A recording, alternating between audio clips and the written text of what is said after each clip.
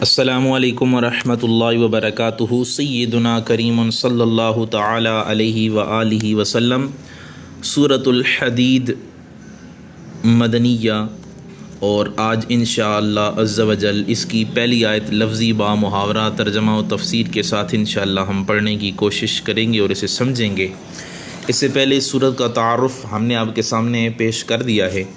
آئیں آج پہلی آیت کی تلاوت سماعت فرماتے ہیں اور پھر اس کا ترجمہ کرتے ہیں۔ کوشش کیا کریں کہ جو ایک آیت پڑھائی جاتی ہے اس کو بغور سنا کریں، اس کو پھر سمجھا کریں، اور اس ایک آیت کو اگر ممکن ہو تو زبانی یاد کر لیا کریں۔ ایک آیت صبح اگر آپ نے سن لی، دوسرے دن اس کلاس تک اگر آپ چلتے پھرتے اٹھتے بیٹھتے اس آیت کی تلاوت کرتے رہیں تو آپ کو وہ آیت جو ہے وہ زبانی یاد ہو جائے گی۔ اور ایک تلاوت اور ایک آیت کو سمجھ کے پھر اس کو یاد کرنا، یہ بہت بڑی فضیلت والی بات ہے۔ کبھی انشاءاللہ اس پہ آپ کو احادیث سنائیں گے کہ ایک آیت کو سمجھنا، یاد کرنا یا سمجھنا کتنی فضیلت والی بات ہے۔ تو آئیں آج سبق کی طرف چلتے ہیں۔ اعوذ باللہ من الشیطان الرجیم، بسم اللہ الرحمن الرحیم۔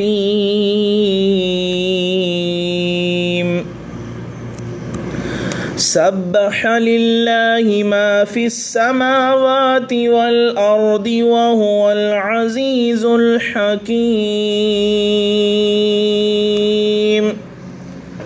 اللہ تعالیٰ کی تسبیح کہہ رہی ہے ہر چیز جو آسمانوں اور زمین میں ہے، اور وہی سب پہ غالب بڑا دانا ہے۔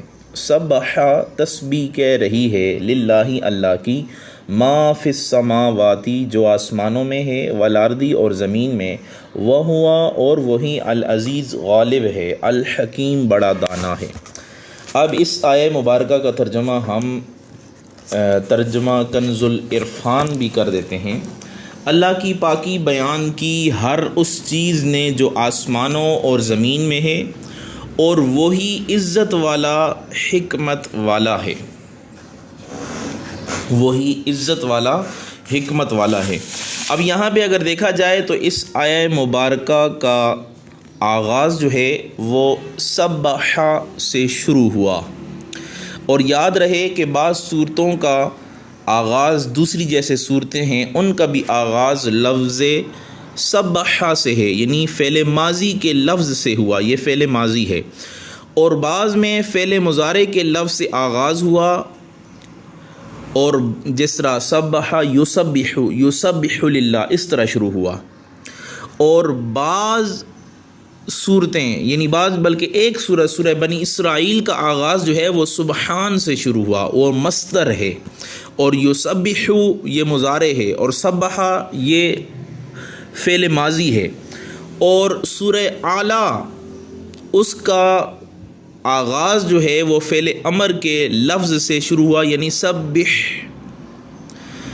تاکہ اس کلمے کا تمام جہات سے احاطہ ہو جائے، اور وہ 4 جہات ہیں، پہلا مصدر، دوسرا ماضی، تیسرا مضارع اور چوتھا امر۔ تو یہ کل جتنے جہات ہیں ان کا احاطہ ہو جائے کہ ماضی میں بھی، آنے والے مستقبل میں بھی، موجودہ زمانہ حال میں بھی، اور ہمیشہ سے رب تعالیٰ کی تعریف جو کچھ آسمان میں ہے، جو کچھ زمین میں ہے، وہ کر رہے ہیں۔ اب یہاں پہ لفظ تسبیح کی تعریف بھی سن لیں۔ حضور ضیاء الامت پیر کرم شاہ الازہری رحمۃ اللہ تعالی علیہ اپنی تفسیر ضیاء القرآن میں ارشاد فرماتے ہیں روح المعانی کے حوالے سے کہ التسبیح علی المشہور تنزیہ اللہ تعالی اعتقادا وقولا وفعلا اما لا یلیق بجنابہ سبحانہ، کہ اللہ تعالیٰ کو تمام ایسی چیزوں سے منزہ و مبرہ و پاک سمجھنا جو اس کی شایان شان نہیں۔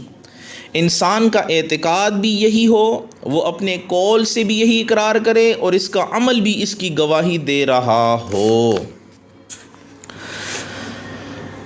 تو پتہ چلا آسمانوں اور زمین کی ہر چیز گواہی دے رہی ہے کہ ان کا خالق و مالک ہر نقص سے، ہر عیب سے جو ہے وہ پاک ہے۔ ان میں سے اب زمین و آسمان میں سے ذی العقول یعنی وہ چیزیں کہ جن کو اللہ تعالیٰ نے عقل دی ہے تو وہ قولاً یہ گواہی دے رہے ہیں، جیسے فرشتے، انسان اور جنات، یعنی وہ کہہ رہے ہیں سبحان اللہ سبحان اللہ سبحان اللہ وبحمدہ۔ البتہ جو غیر ذی العقول ہیں یعنی جن کی عقل نہیں ہے، وہ بھی اپنی زبان حال سے اپنے پیدا کرنے والے کی عظمت و کبریائی بیان کر رہے ہیں، اور کچھ علماء فرماتے ہیں کہ وہ بھی اپنے زبان حال سے نہیں بلکہ زبان قال سے جو ہے وہ اللہ کی تسبیح بیان کر رہے ہیں، جس طرح کہ اللہ تعالیٰ نے قرآن کریم میں ارشاد فرمایا تسبح له السماوات السبع والارض ومن فیہن، کہ اللہ تعالیٰ کی تسبیح بیان فرما رہے ہیں 7 زمینیں اور 7 آسمان اور جو کچھ اس میں ہے، یعنی پتہ چلا 7 زمینوں 7 آسمانوں میں جتنی چیز ہیں، چاہے پہاڑ ہیں اور ان پہ لہلہاتا سبزہ ہے، اور ویرانی میں چلتی ہوئی ہوائیں ہیں، یا ہوا میں معلق پرندے ہیں، یا لہلہاتے ہوئے سبزے ہیں، یا درخت و شجر ہیں، یا پتھر ہیں، ہر چیز رب کی تسبیح بیان کر رہی ہے۔ اور آگے فرمایا وَإِن مِّن شَيْءٍ إِلَّا يُسَبِّحُ بِحَمْدِهِ وَلَٰكِن لا تفقهون تسبیحهم انہ کان حلیما غفورا، کہ اللہ تعالیٰ کی ہر چیز پاکی کے ساتھ حمد بیان کر رہی ہے اور کوئی بھی تم میں سے اس کی تسبیح نہیں سمجھ سکتا، اور بے شک وہی حلم والا اور بخشنے والا ہے۔ یعنی ہر چیز جو ہے وہ اللہ تعالیٰ کی تسبیح بیان کر رہی ہے زبان سے، لیکن ہم جو ہے ان کی تسبیح نہیں سمجھ رہے۔ علماء یہ فرماتے ہیں کہ اگر چھت سے کر کر کی آواز آتی ہے، دروازہ بند کریں، دروازے بند کرنے کی چوں چڑا کی اگر آواز آتی ہے، کوئی چیز نیچے رکھیں، کوئی چیز اوپر سے اٹھائیں، ان کے رکھنے اٹھانے کی جو آواز آتی ہے تو وہ بھی اپنے زبان قال سے جو ہے وہ رب کائنات کی تسبیح بیان کر رہی ہے۔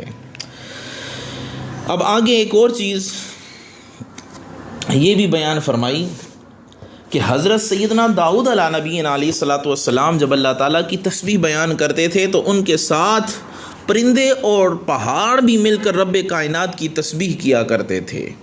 وصف بیان کرتے ہیں سارے سنگ و شجر اور چاند ستارے، تسبیح ہر خشک و تر ہے یا اللہ۔ تو پتہ چلا ہر چیز رب کائنات کی تسبیح بیان کر رہی ہے۔ اور علامہ الوسی رحمۃ اللہ تعالی علیہ آپ فرماتے ہیں کہ نفس ناطقہ یعنی ہر وہ نفس کہ جس کو زبان دی گئی ہے، جیسے ہم یا پرند، کچھ بھی جس کو زبان دی گئی، اور ادراک انسان ہی کی خصوصیت نہیں بلکہ حیوانات، جمادات کو بھی ان کے حسب حال یہ نعمتیں بخشی گئی ہیں، یعنی ان کو بھی زبان دی گئی ہے لیکن ہم سمجھنے سے قاصر ہیں۔ تو اس وجہ سے انہوں نے فرمایا، اور صوفیہ کرام کا مسلک بھی یہی ہے، آپ فرماتے ہیں کہ ہر چیز جو ہے وہ اللہ تعالیٰ کی تسبیح بیان کرتی ہے۔ اس کی بہت ساری روایات ہمارے سامنے ہیں۔ حضرت سیدنا عبداللہ بن مسعود رضی اللہ تعالیٰ عنہ بیان فرماتے ہیں، ایک لمبی طویل حدیث ہے، میں آخری حصہ بیان کرتا ہوں۔ آپ فرماتے ہیں وَلَقَدْ كُنَّا نَسْمَعُ تَسْبِيحَ الطَّعَامِ وَهُوَ يُؤْكَلُ، ہم حضور علیہ الصلوۃ والسلام کے ساتھ بیٹھ کے کھانا تناول فرما رہے ہوتے تو کھانا بھی تسبیح کرتا، کھانا بھی رب کائنات کا ذکر کر رہا ہوتا، اس کی پاکی بیان کر رہا ہوتا، ہم دیکھ رہے ہوتے۔ اور یہاں تک کہ ایک حدیث میں آتا ہے حضور علیہ الصلوۃ والسلام نے فرمایا، میں اس پہاڑ کو بھی جانتا ہوں جو مجھ پہ سلام کرتا ہے، یعنی مجھ پہ درود پڑھتا ہے، تو مجھ پہ درود پڑھنا بھی وہ بھی رب کائنات کی تسبیح ہے۔ تو حضور علیہ الصلوۃ والسلام کی ذات پہ درود پڑھنا بھی یہ رب کائنات کی تسبیح ہے۔ اور یہاں سورہ حدید، نیز سورہ حشر، سورہ صف کی ابتدائی آیات جو ہے وہ سبح صیغہ ماضی سے کی گئی ہیں، لیکن سورہ جمعہ اور تغابن کا افتتاح یسبح مضارع سے کیا گیا تاکہ پتہ چل جائے اللہ تعالیٰ کی تسبیح کسی زمانے کے ساتھ مختص نہیں بلکہ پہلے بھی ہر چیز اس کی تسبیح بیان کرتی رہی، اب بھی ایسا ہو رہا ہے اور آئندہ بھی ایسا ہوتا رہے گا، اور یہ سلسلہ کبھی منقطع نہیں ہوگا، اس کی تسبیح ہوتی رہے گی۔ اب یہاں پہ یہ جو تسبیح ہے، افضل تسبیح یعنی سبحان اللہ و بحمدہ سبحان اللہ العظیم، اس کی کیا فضیلت ہے؟ اس کی فضیلت بھی سماعت فرما لیں۔ صرف 2 حدیثیں بیان فرماتا ہوں، ایک اور حدیث، 3 حدیثیں بیان فرما لیتا ہوں۔ حضور علیہ الصلوۃ والسلام نے فرمایا، حضرت جابر رضی اللہ تعالیٰ عنہ بیان فرماتے ہیں، من قال سبحان اللہ العظیم و بحمدہ، یعنی جو آدمی یہ کہے سبحان اللہ العظیم و بحمدہ غرست لہ نخلۃ فی الجنہ، تو اس کے لیے جنت میں ایک درخت لگا دیا جاتا ہے۔ اور ایک حدیث پاک میں آتا ہے، اگر کسی آدمی کے گناہ سمندر کی جاگ کے برابر بھی ہوں اور وہ یہ کہے سبحان اللہ و بحمدہ سبحان اللہ العظیم، تو اس کے گناہ ختم ہو جاتے ہیں۔ اور ایک حدیث پاک حضور علیہ الصلوۃ والسلام نے ارشاد فرمایا، اس حدیث کے راوی حضرت سیدنا ابو ہریرہ ہیں، اور یہ حدیث بخاری شریف کی سب سے آخری حدیث ہے۔ حضور علیہ الصلوۃ والسلام نے فرمایا، کلمتان خفیفتان علی اللسان، 2 کلمے ایسے ہیں جو زبان پہ انتہائی خفیف یعنی انتہائی آسان ہیں، ثقیلتان فی المیزان، لیکن ترازو میں انتہائی بھاری ہیں۔ فرمایا حبیبتان الی الرحمن، اور رحمان کو وہ 2 کلمے جو زبان پہ ہلکے ہیں ترازو میں سب سے باری ہیں، وہ بڑے پیارے ہیں۔ وہ کون سے ہیں؟ فرمایا سبحان اللہ و بحمدہ سبحان اللہ العظیم۔ تو ہمیں کوشش کرنی چاہیے ان کلمات کے ساتھ ہمیشہ رب کائنات کی تسبیح بیان کرتے رہیں، تاکہ رب کی تسبیح کرتے کرتے، رب تو ویسے بھی پاک ہے، ہماری زبان یا ہمارا کہنے سے وہ پاک نہیں ہوتا، وہ تو پہلے سے ہی ازل سے ہی پاک ہے، لیکن اس کا فائدہ یہ ہوگا کہ ہم رب کو پاک کہتے کہتے خود بھی جو ہے وہ گناہوں سے پاک ہوتے جائیں گے۔ رب کائنات کے پاک نام کے صدقے رب اپنے اس پاک نام کے صدقے جو ہے ہمارے گناہوں کو ہم سے دھو ڈالے گا، ہمیں پاک و صاف کر دے گا۔ اللہ سے دعا ہے اللہ تعالی ہم سب کو رب کائنات کی صحیح معنوں میں تسبیح کرنے کی یا ذکر کرنے کی توفیق عطا فرمائے۔ آمین برحمتک یا ارحم الراحمین۔